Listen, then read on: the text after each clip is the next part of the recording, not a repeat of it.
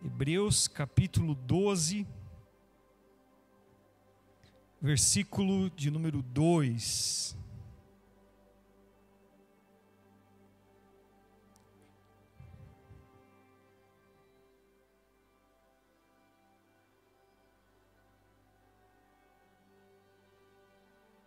Diz assim: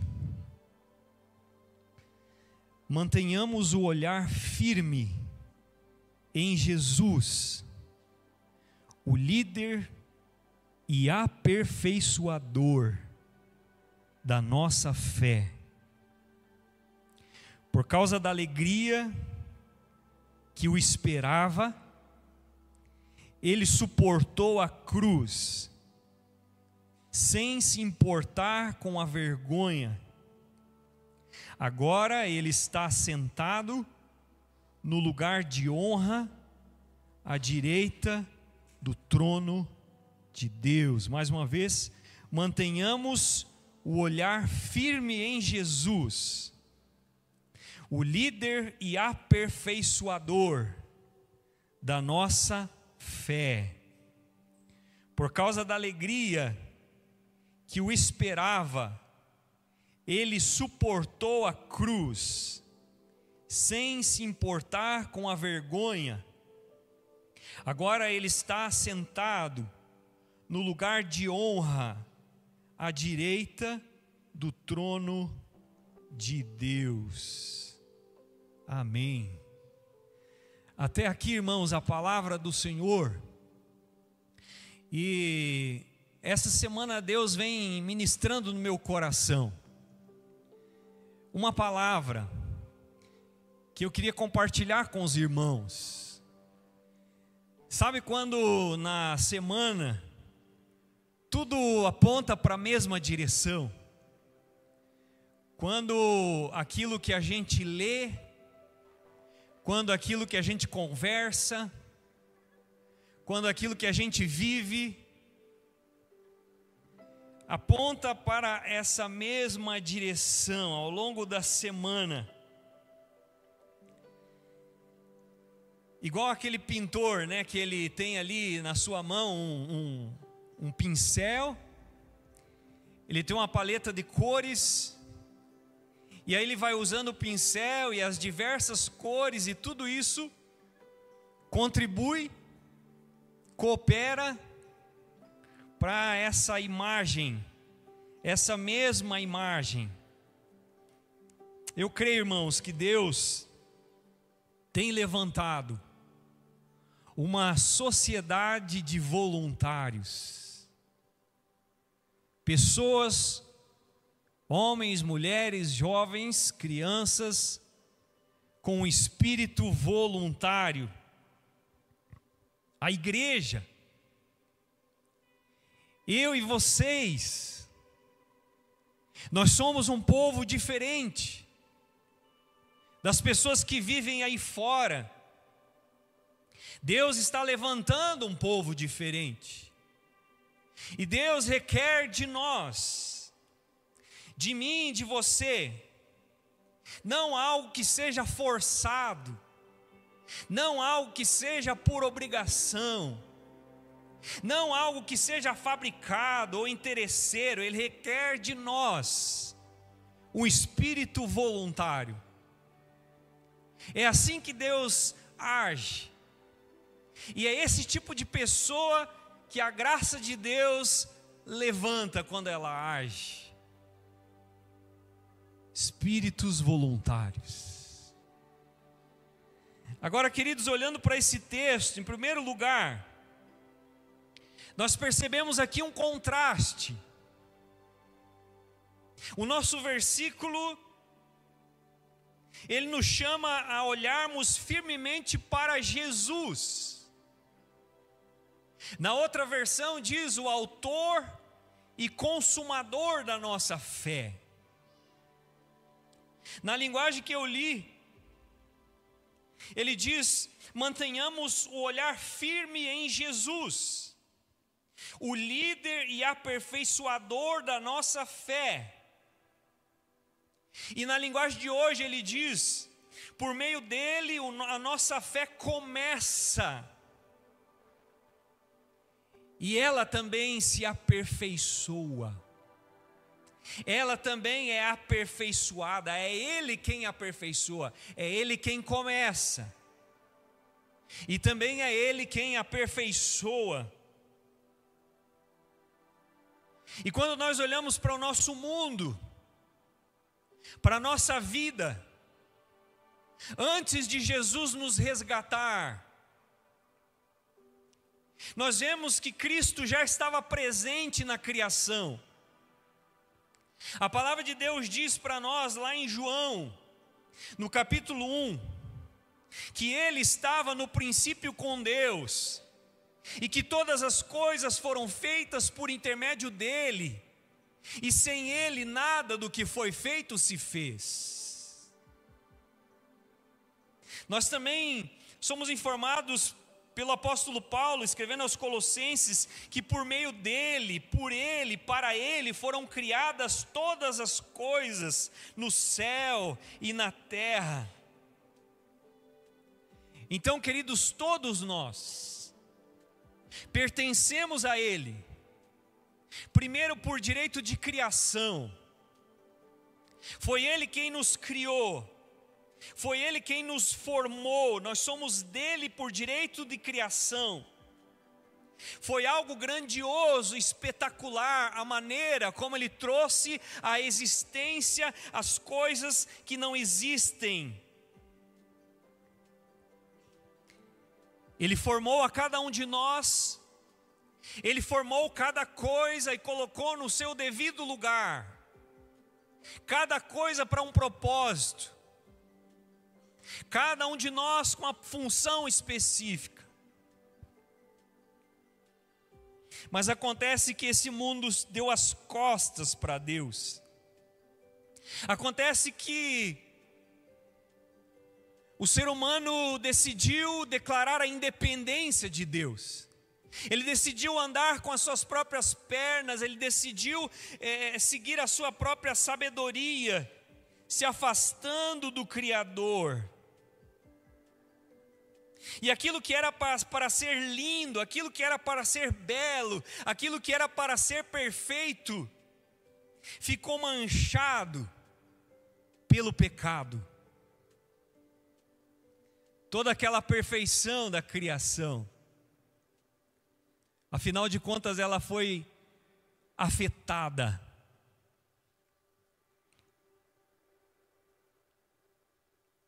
E então, querido, o homem que foi criado para amar a Deus, para amar o próximo, servir o próximo em amor, ele se torna egoísta, ele se torna autocentrado.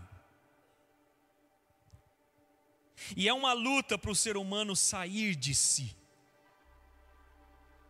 e olhar para fora, olhar para Deus, olhar para o outro. Porque o pecado fez com que a gente ficasse preso a nós mesmos. Então, queridos, o reflexo desse pecado que entrou no mundo é que nós vivemos uma sociedade fruto do pecado, em que quase ninguém trabalha para servir o outro.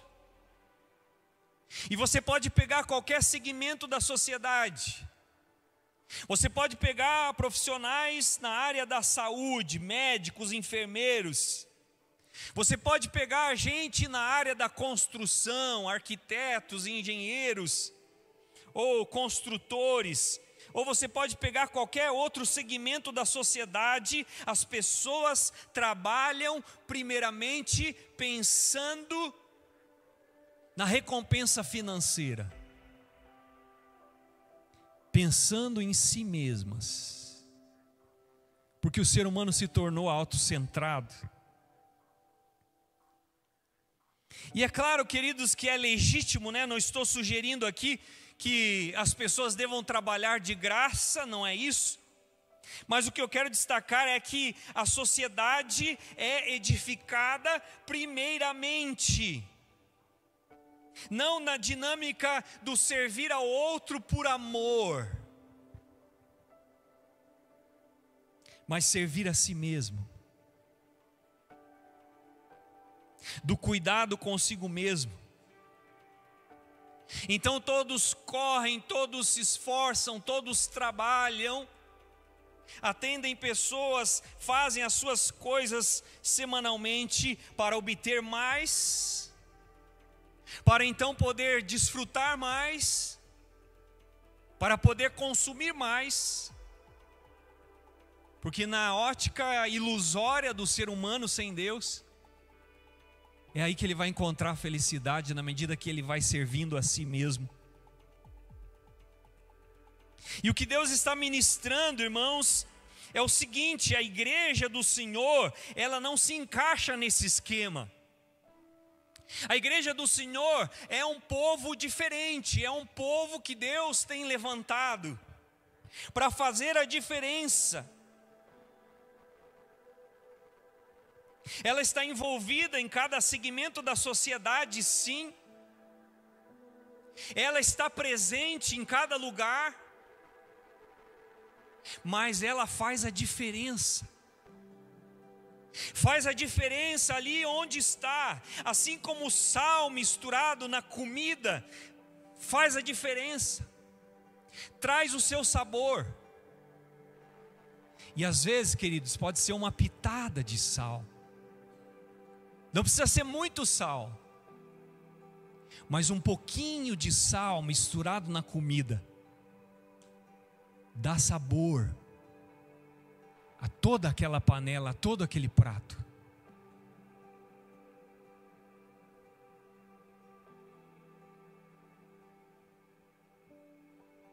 O povo de Deus trabalha, sim. O povo de Deus recebe salário, sim, no final do mês, mas cada profissão é um ministério. Cada lugar que nós ocupamos de segunda a sábado, nós não ocupamos em vão. Deus tem um propósito. Deus tem um chamado. O chamado não está apenas em cima do altar, atrás de um microfone. O chamado está no dia a dia. O chamado da igreja do Senhor é fazer da sua profissão o seu ministério. Vocação feita em amor a Deus e serviço amoroso ao próximo, não só pelo dinheiro. E é assim que o crente faz a diferença. Lá no seu trabalho, nas palavras de Lutero, a fé descansa, confia, e o amor age. Como aquele sapateiro que chegou para o Lutero, né? Despertado em sua fé para agradar mais a Deus, ele pergunta: o que é que eu posso fazer para agradar mais a Deus? Lutero não disse para ele: largue o seu ofício e vai ser missionário lá no outro país. Não, ele disse: faça o melhor sapato e cobre um preço justo. Faça o melhor sapato e cobre um preço justo. Queridos, todos nós aqui somos vocacionados por Deus. Deus quer usar a tua vida, a minha vida. E às vezes nas coisas mais simples do dia a dia, Deus quer te usar, Deus quer me usar. Agora, queridos, em segundo lugar, não só um contraste da sociedade com o povo que Deus está chamando, mas qual é a origem? Onde começa essa transformação? Qual é a fonte de poder desse motor que move o povo de Deus a ser diferente? Onde está a força transformadora? E se você se aproximar do Novo Testamento, você vai perceber que uma das designações para Cristo e para a sua igreja é que Ele é o noivo, e que a sua igreja é a noiva.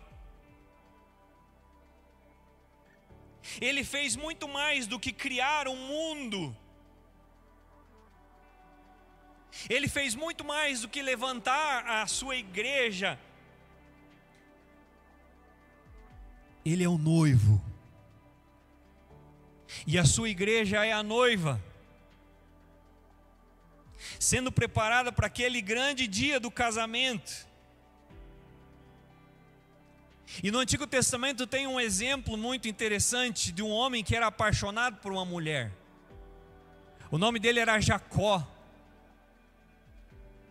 E Jacó esteve na casa do seu futuro sogro Labão.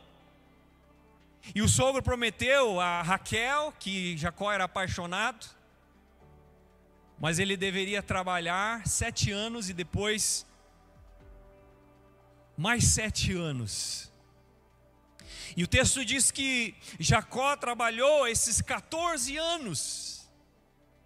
14 anos de trabalho para o seu sogro, trabalho forçado, de sofrimento, com o objetivo de obter a recompensa que era a sua mulher Raquel, a quem ele era apaixonado. E aqueles 14 anos passaram muito rapidamente, porque ele a amava muito. Você já participou de um casamento? E que grande momento é o casamento. Que grande expectativa quando vem a noiva. E todos os convidados ficam de pé, esperando a noiva entrar. A gente se emociona. As lágrimas rolam, a noiva vai chegando e ela vai se aproximando do noivo. E o noivo está ansiosamente apaixonado. E queridos, essa é a alegria exultante sobre a igreja do Senhor. Quando o noivo se alegra com a sua noiva, que foi prometida pelo seu pai. Momento esperado, em que a noiva será apresentada para o noivo. Queridos, Cristo desceu voluntariamente da sua majestade. Ele se humilhou. Ele se fez homem. Algo muito mais extraordinário do que criar o mundo. O Criador fazer a criatura já é algo extraordinário, mas se tornar uma criatura, se fazer homem é algo ainda maior. E mais, Ele entregou a sua própria vida. Ele sofreu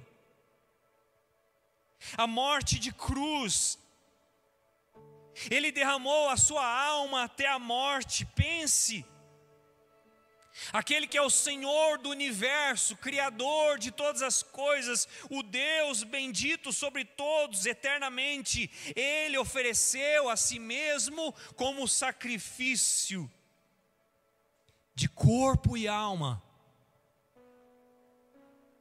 suportando a ira divina na cruz do Calvário, em lugar da sua noiva, em lugar dos pecadores. E Cristo obteve essa esposa amada, eleita, esperada, desejada por sua própria conquista. Ela era prisioneira nas mãos do inimigo. Então o seu Redentor veio a esse mundo para resgatá-la, para que ela pudesse ser sua. Ele lutou. E Ele lutou sozinho contra todos os poderes das trevas, todos os exércitos do inferno. Ele fez isso para obter um prêmio. E qual é o prêmio? O prêmio, querido, é você. O prêmio sou eu.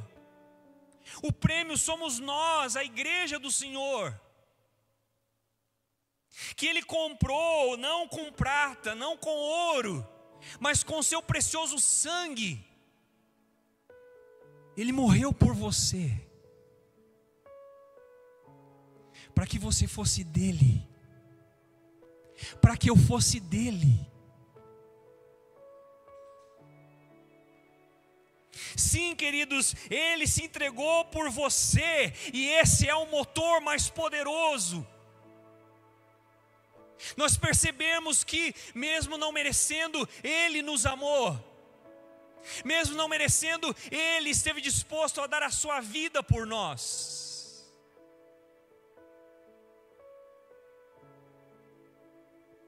Ele sofreu de forma extrema, em troca da alegria que lhe estava proposta.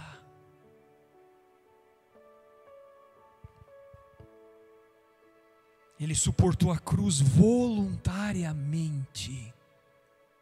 Ele desprezou o sofrimento, a dor, a vergonha, para obter a alegria,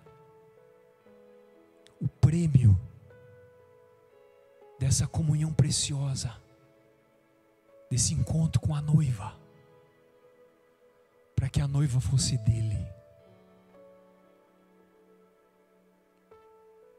E queridos, isso me leva ao terceiro e último ponto. E qual é o resultado dessa obra? Nós vemos o contraste. Nós vemos a origem desse motor que move a igreja a ser diferente. Em terceiro, qual é o resultado? O verso 4, verso 3, 4 vai dizer: pensem em tudo que Ele suportou, e vocês não ficarão cansados e desanimados. Pensem nessa oferta, pensem nessa entrega. A vida cristã, irmãos, não é movida pela obrigação. A vida cristã é movida por um espírito voluntário, à luz daquilo que o noivo fez pela noiva. Não é uma questão de regras a serem seguidas, é uma questão de paixão da noiva pelo noivo, que se entregou por nós. E isso muda tudo. Isso muda a maneira como nós vivemos, isso muda a maneira como nós pensamos, isso muda a maneira como nós sentimos, isso muda tudo, irmãos.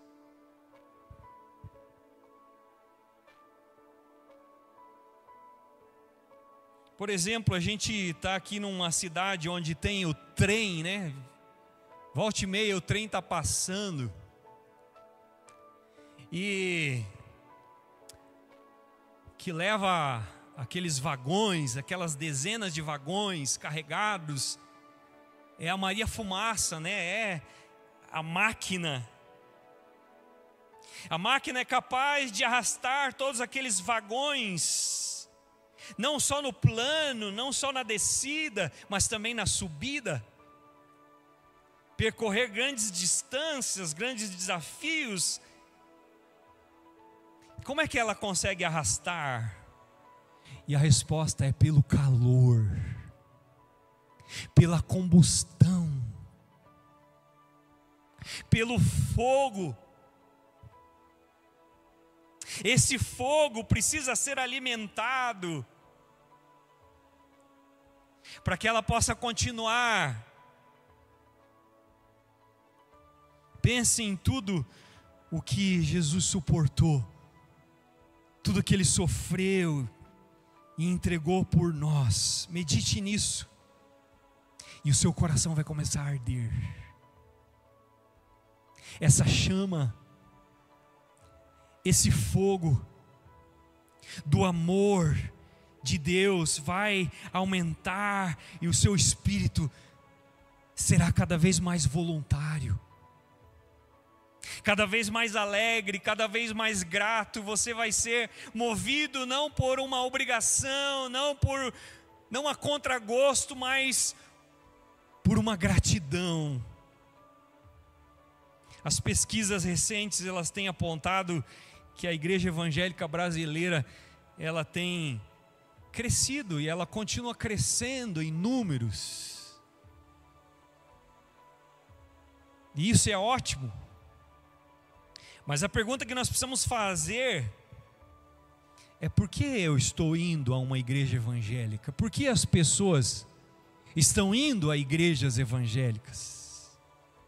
E há pessoas que estão em busca de um ambiente legal, de encontrar ali pessoas interessantes, de talvez ver ali uma música boa, uma palavra boa que ajude a pessoa a ter um equilíbrio emocional, a melhorar relacionamentos em casa. Pessoas que vão para a igreja com esse objetivo, mas será que elas têm ficado só nisso? Só num compromisso gospel, naquilo que elas vão ganhar naquele ambiente? Ou será que elas têm ido muito mais além e se tornado apaixonadas pelo noivo? Tem caído em si e percebido esse noivo que se deu pela noiva? Será que isso tem sido traduzido por um espírito voluntário durante a semana, um servir aos outros em amor, uma vida transformada, um impacto na sociedade? Ou será que são apenas números? Há pessoas que estão correndo atrás de movimento, atrás de cura, atrás de prosperidade material, mas será que elas têm ficado só nisso? Ou será que elas têm sido alcançadas por esse amor do noivo, têm ido além, apaixonadas pelo noivo, têm esse espírito voluntário, essa vida transformada, são profissionais melhores, servem os outros em amor? Sabe, irmãos, quando a gente se torna noiva apaixonada pelo noivo, a gente é mais do que número. A gente é mais do que cadeira preenchida. Existe um encanto, existe um prazer, existe vida com Deus, existe brilho nos olhos, a alegria, a disposição em servir, em abençoar. Esses dias atrás eu fui aqui na cidade, num estabelecimento, fazer um serviço. E depois a Carol, chegando em casa, ela me perguntou: e aí, como é que foi lá? Eu disse assim: impressionante como aquele ambiente é pesado. Eu olhava para aquelas pessoas e eu percebia no rosto delas algo frio, algo sem vida, algo pálido, sem brilho, sem vida, sem sorriso. E você talvez também, ao conviver com pessoas na semana, em locais, em ambientes que você vem e vai, você também perceba isso, porque não tem o brilho de Jesus.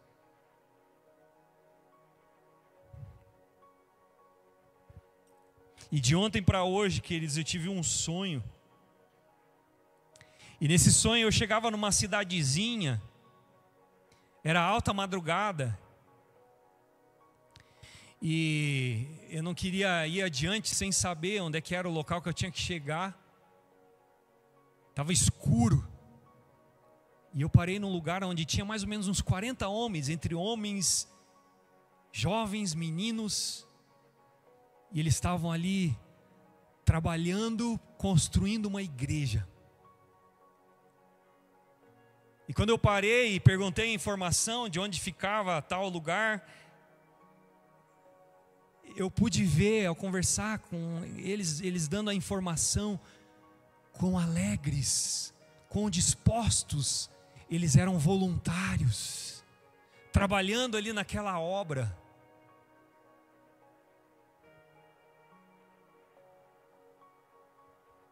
Trabalhando voluntariamente com alegria para construir aquela igreja. felizes. Queridos, eu estou concluindo. Nós somos uma sociedade que Deus está levantando, uma sociedade voluntária, um povo apaixonado por Jesus. A primeira coisa que acontece quando nós nos tornamos um povo apaixonado por Jesus é que a nossa oração, ela vai ser uma oração voluntária. A primeira ação voluntária que o Senhor tem prazer em ver no seu povo fazer é a oração. Deus quer que você e eu desfrutemos da oração. Um tempo voluntário de gratidão a Deus, de comunhão com o nosso Salvador, nosso Criador. E eu pergunto para você, como anda a sua vida com Deus no secreto? Você tem separado tempo de qualidade para estar com Ele? Para desfrutar da sua face? Ou a tua oração tem sido apressada, uma sobra de tempo, um cumprimento de tabela, ou Deus quer transformar a nossa vida de oração numa conversa apaixonada, num desejo de estar na presença de Deus, de passar tempo com Ele, sabendo que isso vai fazer toda a diferença, porque nós somos criados para isso. E eu creio, irmãos, firmemente que Deus levantou essa família aqui, a família Selk, para fazer diferença nessa cidade. Na sociedade de Criciúma, e isso vai começar a partir da oração. Então eu quero chamar você, querido, peça a Deus: Senhor, eu quero voltar a ter aquele tempo contigo, aquele tempo de qualidade. Eu quero ver o meu coração arder, cada dia mais desejoso por Ti. Outra área que esse espírito voluntário vai afetar é a família, vai impactar a família. O casamento cristão, ele é um casamento diferente. Por que ele é um casamento diferente? Porque na questão da fidelidade, da compreensão, do amor, da criação de filhos, da família ao redor da mesa, tudo é reflexo de um espírito voluntário que é formado à sombra da cruz. Coração do povo que é apaixonado pelo noivo vai afetar a vida de oração, mas vai afetar também a vida em família. E outra área ainda que vai afetar, vai impactar, é a participação da igreja. Deus quer uma igreja apaixonada, apaixonada pelo noivo, não apaixonada pelo ambiente, não apaixonada pela música, não apaixonada pela cura, não apaixonada pela palavra do pastor, mas apaixonada pelo noivo. Ela não se dá ao luxo de perder a oportunidade de expressar essa gratidão, esse amor pelo noivo.